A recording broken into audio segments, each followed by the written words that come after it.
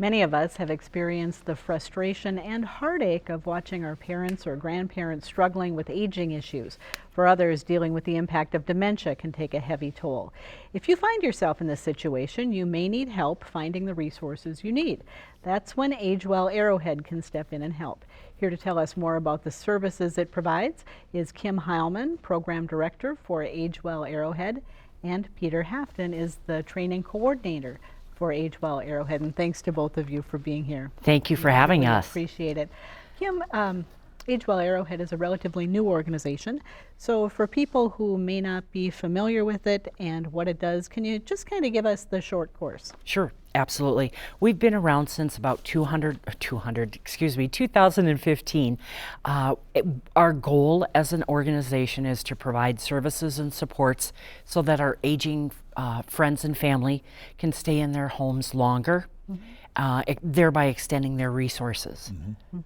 So Peter, you're looking for volunteers to help people stay in their homes longer, is that correct? Yeah, and you do some of the training work for that. Yes, I do. So we're always looking for volunteers to help out with all of our services, whether it's grocery shopping or ride services. A lot of the volunteers that I utilize have to do with evidence-based workshops that happen in our community to support seniors' health. If somebody wants to volunteer, how do they get a hold of you? Is there a website or something? Yep, they can look at agewellarrowhead.org. They can also call Kim. That's the easiest way to connect to volunteers, the services. So people are able to stay in their own personal space. That is correct. We're living longer and healthier, I would like to think. And if we can stay in our own homes, we're happier. And quite honestly, there's not enough resources locally in, say, the assisted living communities. As the silver tsunami, as I call it, we're aging at such a rapid rate. Now, you mentioned the grocery shopping, and I have to say that I have volunteered with the Groceries to Go program, and it is fabulous. But talk about how important just that simple service of getting people's groceries can be and how that program works. Sure. We enroll our clients. We call them once a week to see if they have an order. There's no obligation.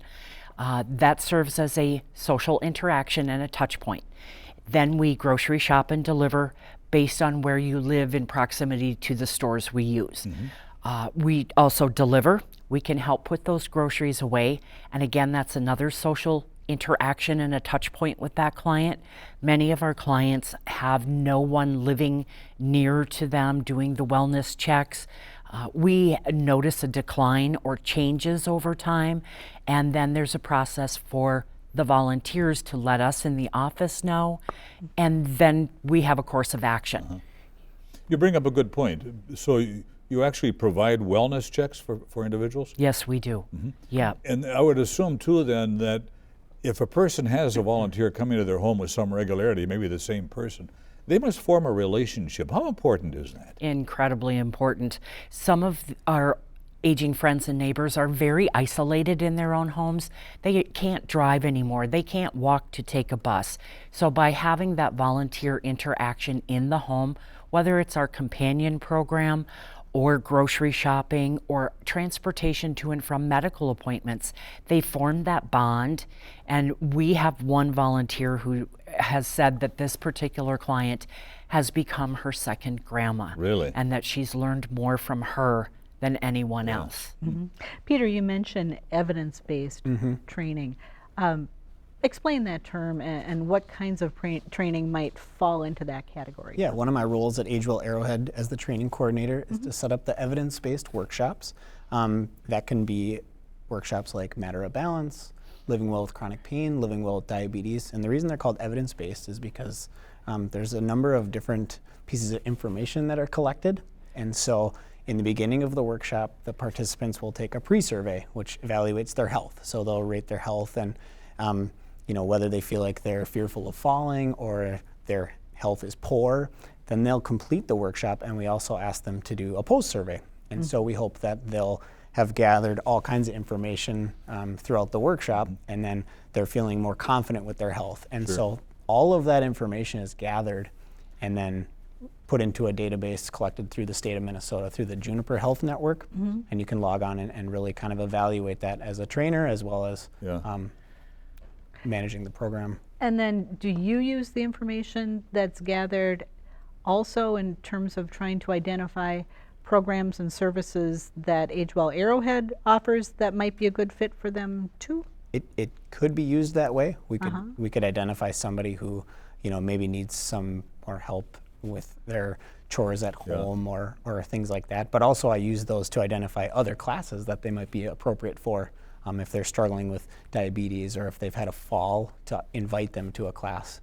Peter, what are you looking for in volunteers? I would think compassion would be at the top of the header. Yeah, absolutely. I just had a volunteer meeting this morning, and that was one of the things that they talked about, of how rewarding it is to work with older adults and to either help them improve their health or just make that connection on a community level. So for a lot of the workshops that I put on, I definitely look for that, for people even to be just energetic and excited about the material. Now, in addition to the volunteers, partners in the community, I imagine, are very important. And you're starting out a memory cafe. Yes, we have had our Age Well Memory Cafe for a year now. Is that a common term, a memory cafe? Yes, it is. Okay. Memory cafes were actually started in Denmark long ago and traveled across to the States. There are a huge network of memory cafes in the States, national percolator groups, as we call them, because we always serve coffee at our memory cafes. And it's an opportunity for people suffering from some form of dementia and their care partner to come together and leave the caregiver, care receiver hat at the door and have an opportunity to socialize with others who are in a similar journey.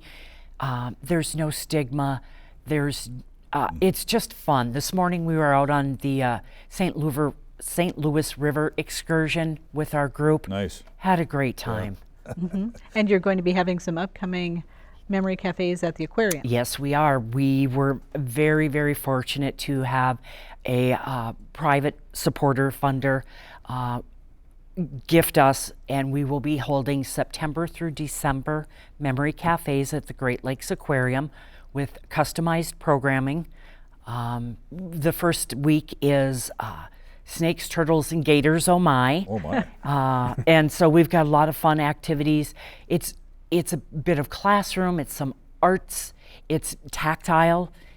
We get to pet a sturgeon and watch the otters. It's really a lot of fun. Is there some kind of support for caregivers as well? Yes. What can you address that a little bit? Absolutely.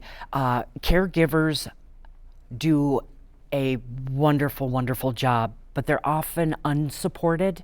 And so we have an actual caregiver counselor on our staff, and she's able to provide counseling on a one-on-one basis to support that caregiver in the journey. Whether it's in your home, at a coffee shop, we can go into places of employment and provide employee supports. Oftentimes caregivers are part of that sandwich generation, taking care of aging parents and children, but there's no one supporting them. And the number of caregivers that pass before a care receiver is astonishing because they don't focus on themselves and their well-being. Yeah, interesting. Peter, is there specific training that you offer for those caregivers through your program as well? Through the dementia training that I provide for businesses, Yeah. we have a whole section where we talk about supporting working caregivers and provide the employees and the managers some different resources to support somebody who's taking care of a loved one, as well as managing a full-time working career, which can be extremely exhausting. So not only do we provide some different resources as well as suggestions to the employer, but we also could connect them to our care consultant at Age Well Arrowhead.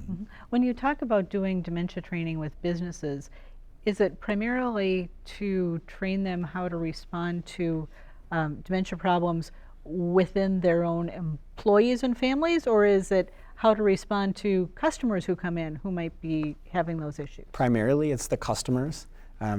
Just preparing for an aging population with places like dental clinics, banks, credit unions, even the city of Duluth, all preparing for an aging population and how to adjust with a customer who comes in who is maybe acting confused or frustrated, disoriented, and being able to recognize that and then support that customer. But there are also employees who are aging as well, and who are also taking care of aging parents. So the training is really relevant in a lot of different ways for an Is there a employer. screening process then for those who will become volunteers?